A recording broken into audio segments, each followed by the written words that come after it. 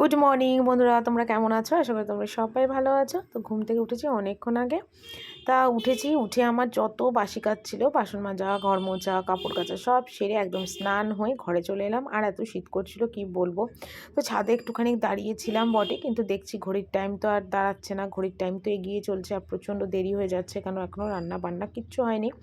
তো সেই জন্য তাড়াতাড়ি করে নিচে চলে এলাম। তোমাদের দাদাভাইও ভীষণ আমায় তাড়া দিচ্ছে, তাড়াতাড়ি করো তাড়াতাড়ি করো করে করে সমানে আমাকে তাড়া দিচ্ছে। তো সেই জন্য আরও নিচে চলে এলাম। তো একটু ছাদের দাঁড়ানো খুব ইচ্ছে ছিল রোদের মধ্যে, কারণ এত ঠান্ডা লাগছিলো মানে তোমাদের কি বলবো।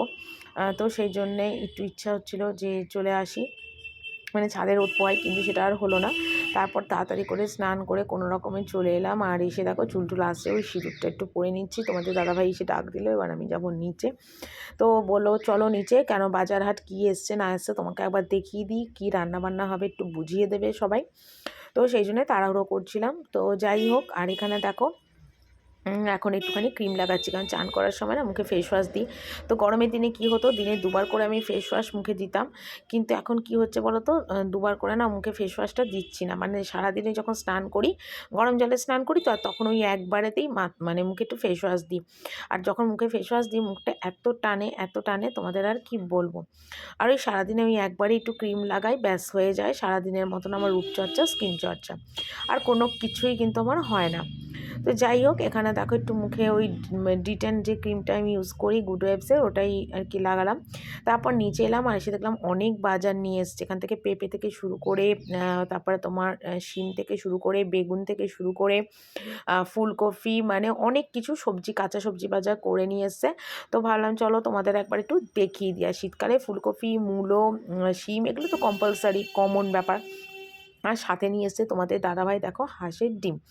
তো ডিমটাও নিয়ে এসে আজকে একটু ডিমের ঝোল হবে, মানে কষা মতন, যাই হোক যেটা বলবে। আর সাথে এখানে দেখো আদা, রসুন, পেঁয়াজ সবই নিয়ে এসছে এখানে প্রায় 1 কিলোর মতন আলু। তো সবগুলো তোমাদের দেখিয়ে দিলাম, তারপর একটু বসে গেলাম কাটতে। তো এখানে শিম দিয়ে একটু আলু দিয়ে মাছের ঝোল হবে, কারণ শাশুড়ি আবার নিরামিষ, মানে মানে ডিম যেহেতু খায় না, পেঁয়াজ রসুন খায় না, তো ওনার জন্য, ওই জন্যে যেদিন আমাদের ডিম রান্না হয় সেদিন ওনার জন্য কিন্তু একটু পেঁয়াজ মানে রান্না হয়, কি বলে তোমার, আলাদা করে মাছের ঝোল হয়। তো এখানে দেখো শিম দিয়ে আলু দিয়ে ওনার একটু মাছের ঝোল করে দেবো, আর আমাদের ডিমের ঝোলের জন্য আলু কাটছি। আর এখানে দেখো রসুন পেঁয়াজ সব কাটছি। আর কী যেন একটা বলছিলাম, আমার ঠিক মনে নেই। আর এখানে দেখো ডিমের কষাটাই আগে করছিলাম, ডিমের কষাটা করছিলাম, আর আগে কিন্তু মাছের ঝোলটা হয়ে গেছে। আর দেখো ডিমের কষাটা যে করেছি কি সুন্দর একটা কালার এসছে, আর মশলাটা ভালো মতো কষানোও হয়ে গেছে, তেলও কিন্তু ছেড়ে দিয়েছে। আর আমার তো তোমরা বলে উঠতে পারবো না, ডিমের কষা ঝোল দিয়ে ভাত খেতে আমার এত ভালো লাগে, এত ভালো লাগে। মানে ডিম হলেই হলো, মানে 2টো হোক 3টে হোক আমি খেয়ে নেবো। মাছের থেকেও মানে ডিমটা প্রচণ্ড প্রিয়। আর ভালোবাসি আমি মাংসটা, কিন্তু আমাদের বাড়িতে তো মাংসটা হয় না, মানে খাসি মাংস তো হয়ই না, আর চিকেনটাও হয় না। কারণ আমাদের বাড়িতে ঠাকুর প্রতিষ্ঠা, বাবা প্রতিষ্ঠা, তো সেই জন্যে কিন্তু আমাদের বাড়িতে চিকেনটা ঢোকে না। যাও ঢোকে মটন আগে ঢুকতো, এখন সেটাও ঢোকে না। তার কারণ হলো যেহেতু বাবা প্রতিষ্ঠা, সেই জন্যে। তো যাই হোক, ডিমটা ঢোকে, পেঁয়াজ রসুনটা ঢোকে। তো দেখো এখানে টিমগুলো একদম ভালো করে কষিয়ে নিলাম। আর দেখো এখানে ভালো করে একদম তেল ছেড়ে গেছে। এবার কিন্তু এটার মতন জল দেবো। আলুগুলো প্রায় সিদ্ধ হয়ে এসছে, একেবারে যে শক্ত আছে তা না, কারণ ভালো করে মশলার সাথে এটা কষালাম। তবে আজকে কিন্তু ডিমের ঝোলটা একবেলার মতনই হবে, দুবেলার কিন্তু হবে না। একবেলার মতনই ডিমের ঝোলটা হবে, কারণ একবেলার মতনই তোমাদের দাদাভাই কিন্তু ডিম এনেছিল। আর আমাদের বাড়িতে একটা জিনিস আছে, কি বলতো, ডিমের ঝোল হলে আর আমাদের বাড়িতে এক্সট্রা কোনো তরকারি বলো, ডাল বলো, কারোর কোনো কিচ্ছু লাগে না। ডিমের ঝোল দিয়ে একবেলা ভাত খেয়ে নেবে, আর ওবেলাতেই যা হবে হবে, সে রোল হোক বা যদি অন্য কিছু হয় তো হবে, কিন্তু যদি ডিমের ঝোল হয় আর কিচ্ছু লাগবে না। তো খুব একটা রিচ করলাম না, কারণ আমাদের বাড়িতে একটু হালকা পাতলাই সবাই খায়। তারপরে দেখো এখানে একটুখানি চানা মশলা করব ভাবছিলাম। তো সেই জন্য একটুখানি চানা মশলা করছি। তো সন্ধেবেলাতে তোমাদের দাদাভাই বললো চানা মশলাটা করো। মানে এটা কালকে করার কথা ছিল অ্যাকচুয়ালি, কিন্তু কালকে আমি করিনি, কারণ কালকে অনেক রান্নার পদ হয়েছিল না কি একটা বেশ হয়েছিল, তার জন্যে কালকে চানা মশলাটা আমি করিনি, ফ্রিজে রেখে দিয়েছিলাম। তো আজকে সিদ্ধ করে চানা মশলাটা করছি। আজকে চানা মশলাটা কিন্তু একদম রসুন, পেঁয়াজ, টমেটো সব দিয়ে একদম অনুষ্ঠান বাড়ির মতন কিন্তু চানা মশলাটা করছি, আর বলতে নেই এত সুন্দর খেতে হয়েছিল কি বলবো।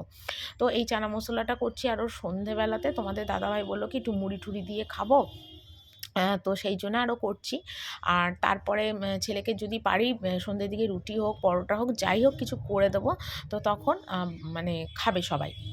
তোমাদের রান্নাটা দেখিয়ে দিই। এখানে আছে প্লেন সাদা ভাত, এখানে দেখো ডাল সিদ্ধ আছে, পেঁয়াজ কুচি রেখেছি স্যালাডের মতো, আর মাছের ঝোল করেছি দেখো শিম দিয়ে আলু দিয়ে, শাশুড়ির জন্যে পাতলা মাছের ঝোল। আর আমাদের এই যে ডিম আলুর দিয়ে একদম সুন্দর করে ঝোল করেছি ডিম আলুর। আর এইটা বাবুর জন্য বেড়ে রেখেছি, মানে আমার ছেলের জন্য আলু ডিমের ঝোলটা। আর রাত্রিবেলার জন্য দেখো এখানে করেছি একদম মানে পেঁয়াজ রসুন দিয়ে একদম কড়া পাকের চানা মশলা। তো একটু ঝোল রেখেছি রাত্রিবেলা, তবে এটা ফোটাবো তাহলে আর একটু কমে যাবে। এই দেখো জাস্ট নামালাম, ঠিক আছে। তো এই আজকের আমার দুপুরের রান্না। তো আজকে দুপুরে রাতে শুধু ডিমের ঝোলটাই খাবো, আর রাতে চানা হবে, চানা করে রাখলাম। তারপর দেখো এখানে উপরে চলে এলাম, আর এসে এখানে একটু বিছানার চাদরটা পাল্টাবো, তো সেই জন্যে বিছানার চাদরটা পাল্টাচ্ছি। তো সকালবেলাতে যখন আমি স্নান করতে গেছিলাম তখনই কিন্তু আমি বিছানার চাদরটা তুলে নিয়েছিলাম, তুলে বালিশ ওষা টোষা সব খুলে নিয়েছিলাম। তো তখন আর টাইম হয়নি আমার বিছানার চাদরটা পাল্টানো। তো এখন একেবারে সকালবেলা রান্না বান্না কাজকর্ম দুপুরে কমপ্লিট করে বিছানার চাদরটা এখন পাল্টাচ্ছি। আর ওদিকে কিন্তু মানে একবেলার মতনই রান্না হয়েছে, ওবেলা রান্নাটা ওবেলা করব। আর হ্যাঁ, আরেকটা কথা বলি, আমি কিন্তু আগে ভয়েস দিতাম রাত্রিবেলা, কিন্তু এখন রাত্রিবেলা এত ঠান্ডা পড়েছে সত্যি কথা ভয়েস ওভার দিতে পারছি না, ঘুমিয়ে পড়ি মানে তাড়াতাড়ি। তো সেই জন্য এখন সন্ধ্যের দিকে বা বিকেলের দিকে তোমাদের কাছে ভয়েস ওভার করি। আর আমার বাড়ি যেহেতু একদম রাস্তার ধারে, এত গাড়ির আওয়াজ হয়, মানে তোমাদের আমি বলে বোঝাতে পারবো না, হয়তো তোমরা শুনতেও পাও ভিডিওতে। তো প্লিজ তোমরা একটু অ্যাডজাস্ট করে নিও, কারণ মানে যেহেতু বিকেলবেলা দিয়ে সন্ধ্যেবেলা বুঝতেই পারছো মেন রাস্তার ধারে আমাদের বাড়ি, গাড়ি ঘোড়া প্রচণ্ড আওয়াজ হয়, সেটা ভয়েস ওভার যখন দিই তখন সেটা ভয়েস ওভারের মধ্যে চলে আসে। তো সেই জন্যই তোমাদের বললাম যে তোমরা প্লিজ একটুখানি অ্যাডজাস্ট করে নিও। তো দেখো বিছনায় চাদর তুলে বালিশ ওষা টোষা সমস্ত একদম সুন্দরভাবে এবং আর কি পরাবো।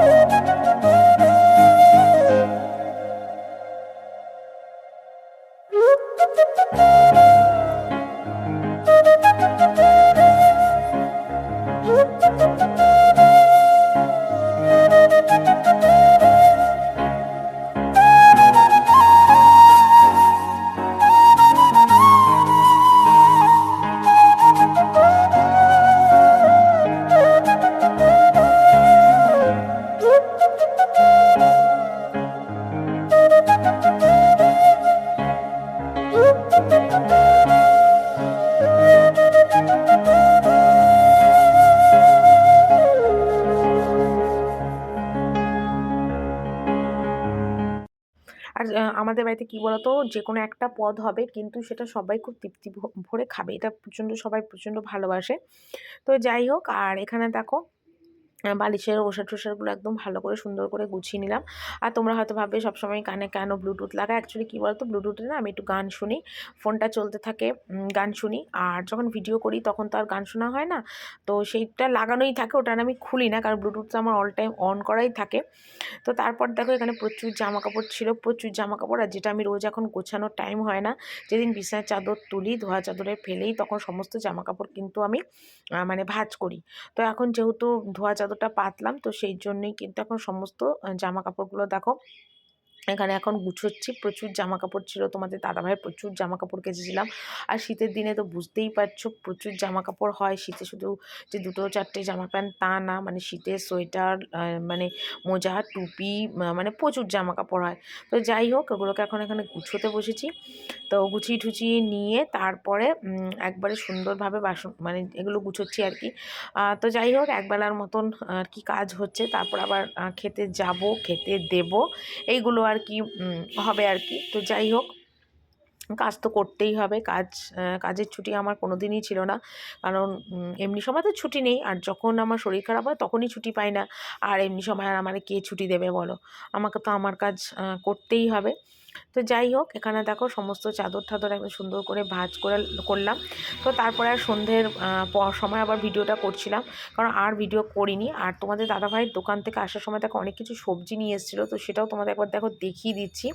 এখানে নিয়ে এসে আলু, শিম, বেগুন, কুমড়ো, ফুলকপি, বাঁধাকপি, 3টে ফুলকপি এনেছে, পেঁপে এনেছে। আর আমাদের বাড়িতে পেঁপেটা প্রচণ্ডভাবে খাওয়া হয়, কারণ আমার শাশুড়ি খায়, তো সেই জন্যে। আর এখানে পান ঠানও এনেছিল, ধনেপাতা, কুমড়ো, সবটাই নিয়ে এসছে। এই দেখো এখানে অনেক পান এনেছে।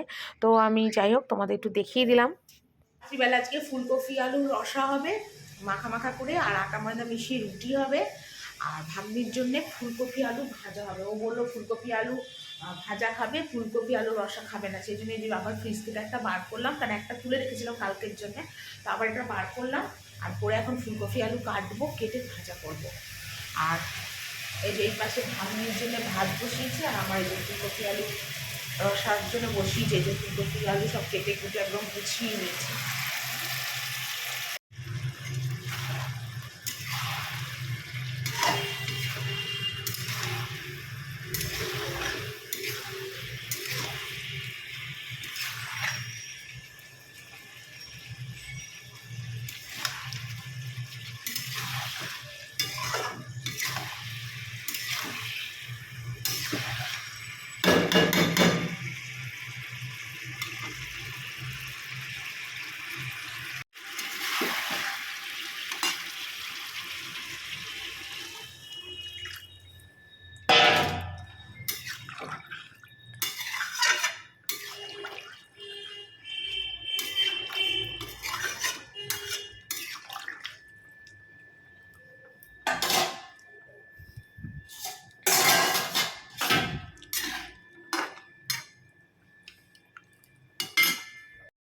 তো দেখো তারপর আমি আর বাবু দুজনে মিলে খেতে বসে গেছি। এখানে দেখো আমার আর বাবুর ফুলকপি নিয়ে নিয়েছি, গরম গরম ধোয়া ওটা ফুলকপি। আর আজকে ফুলকপি আলুর রসাটা কিন্তু দারুণ খেতে হয়েছিলো, আটা ময়দা মিশিয়ে রুটি করেছিলাম। আর শীতকালে কিন্তু এরকম গরম গরম রুটি ফুলকপি আলুর রসা খেতে কিন্তু দারুণ লাগে। তো যাই হোক, আর এখানে ঘড়িতে দেখতেই পাচ্ছ প্রায় 11:30 বেজে গেছে। এবার আমরা দুজনে মিলে বসে গেছি খেতে। আর ফুলকপি আলু দিয়ে কিন্তু রুটি, পরোটা, লুচি 3টেই কিন্তু খেতে অনেক ভালোবাসে। আর দেখো ঘরে কতটা ঠান্ডা, যে আমি ঘরে এখন রাত্রি 11:30 বাজে টুপি পরে বসে আছি। আর চলো বন্ধুরা, আজকে খেতে খেতে এখানেই ভিডিওটা শেষ করি। কালকে আবার একটা সুন্দর ভিডিও নিয়ে চলে আসবো। আশা করি ভিডিওটা তোমাদের খুব ভালো লেগেছে। সবাই ভালো থেকো, টাটা, গুড নাইট।